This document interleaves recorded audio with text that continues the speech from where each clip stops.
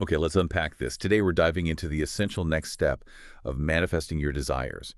Building on what we talked about before, this is really about day two, getting those core insights from our source material on, well, gaining clarity, why it matters, and how it actually works. Our mission here is to give you a real shortcut to understanding this often, skipped over part of the journey. Yeah, and what's truly fascinating, something the source really hammers home, is that this whole process of attracting what you want, it doesn't start with action. It starts inside with hmm really understanding yourself, that clarity. That's the foundation. It primes your mind, your energy. Absolutely. Day two is positioned as that moment for crystal clear understanding. So for you listening, the first big action item is actually writing down your goals, your dreams Right. explicitly. And the idea isn't just like making a list.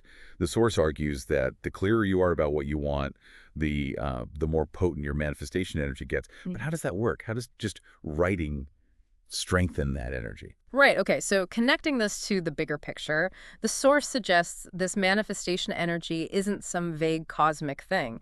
It's more about the focused, intense emotional and mental resonance you build. When you write it down, especially with detail, you're actually engaging your brain's filtering system. The reticular activating system. Exactly. You're basically training your brain to spot opportunities, to notice things aligned with what you've written. And this brings up a really important question the source pushes. Why? Why is this goal important to you? Ah, okay. So understanding the real motivation behind it. Precisely. It's not just listing. The technique involves asking, why is that important? Again and again. Like, I want a new job. Okay, why?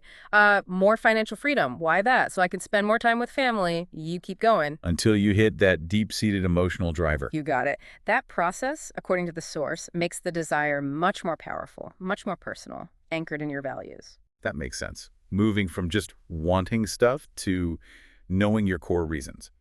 But is writing always enough? Sometimes you need something more tangible, right? Well, that's where it gets really interesting. Because the source doesn't stop at writing, it suggests a really powerful visual tool next. The vision board. The vision board, yeah. Gathering images, words, quotes that really feel like your goals, things that resonate, and arranging them somewhere you'll see them often. So it takes those written words and kind of brings them to life. Yeah, Makes them feel more concrete. exactly. And look, this isn't just a craft project, though it can be fun. The source explains its function.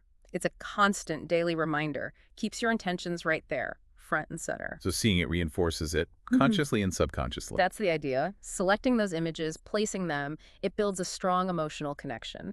And the core principle, straight from the source material, is basically the universe responds to clarity. The more specific, the more emotionally charged you are, the better your chances of attracting what you want. And that's maybe less mystical and more about tuning yourself, Yeah. aligning your actions and perceptions. You could certainly interpret it that way. It's about tuning your own internal frequency, your focus, making opportunities more visible, making action feel more intuitive. It's about making those desires undeniably real to yourself first. That prompts consistent, aligned behavior. Okay, so let's wrap up day two. What's the main takeaway for you listening? It really boils down to sharpening your focus, Hmm. making your desires incredibly clear, both on paper and visually. Yeah, moving beyond just vague wishes to real specifics, and crucially, understanding that deep emotional why. Mm. Which, it raises an interesting question to think about. How might that simple act, just clearly defining what you want, how might that fundamentally shift your daily choices? How might it change what possibilities you even notice around you, doors opening you wouldn't have seen before? That's a great thought to leave people with. We really hope this deep dive into day two gave you some powerful insights, maybe some practical steps for your own journey.